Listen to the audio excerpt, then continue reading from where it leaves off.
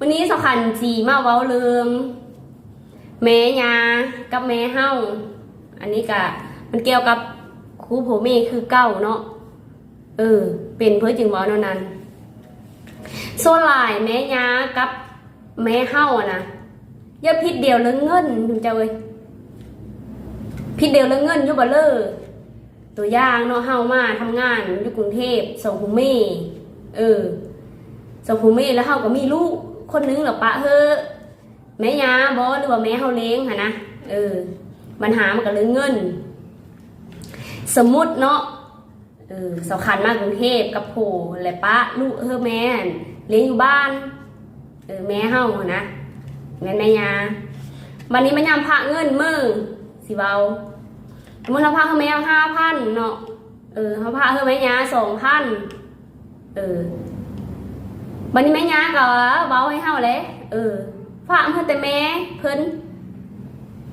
เงินกับฝากให้แม่เพิ่นหลายพาเฮาน้อยสิลายอยู่ซื่อเลอสมเจ้าเงิน 5,000 เงิน 5,000ทางค้านมก็อยู่หั่นค้าแผ่นเพิดก็อยู่หั่นค้าเข้าก็อยู่หั่นแล้วมันสิพ่อไซบ่ขึ้นเบิ่งดูเงิน 5,000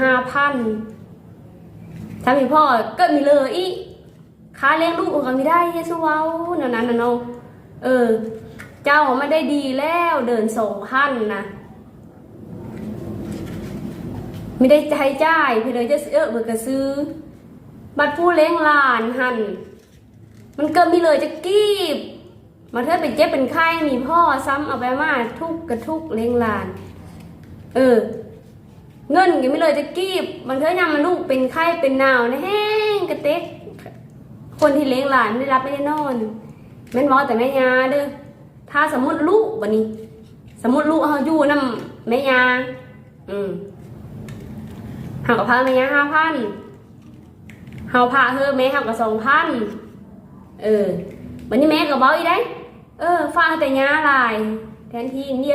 เข้าใจมาส่งฝ้ายซะทั้งแม่ยาแล้วก็ทั้งแม่หลายคนเรื่องเงินเรื่องค่ำนะให้ขึ้นพิจารณาเบิ่งถ้าว่าเสิร์นฝ่ายนึงเลี้ยงหลานกับฝ่ายนั้นต้องได้เงินหลายกว่าเนาะฝ่ายเลิศไม่ได้เลี้ยงหลานกับเขาก็จะน้อยกว่า2,000ถ้าเลิศได้เลี้ยงหลานเขาก็จะ5,000เพราะค้านมค้าแผ่นเพิดค้ากินค้าอยู่ทุกอย่างมันจะอยู่ในหั่นเมิดได้สุว่าคนได้หลายถ้าพระเท่าเดียวพันนี้ก็5,000พันนี้ก็5,000ผู้เลี้ยงหลานมากกับสิมีเยอะเลยมาถึงเจ้าเลี้ยงหลานทุกนึงอย่าไปเชื่อก็ไม่ได้ไป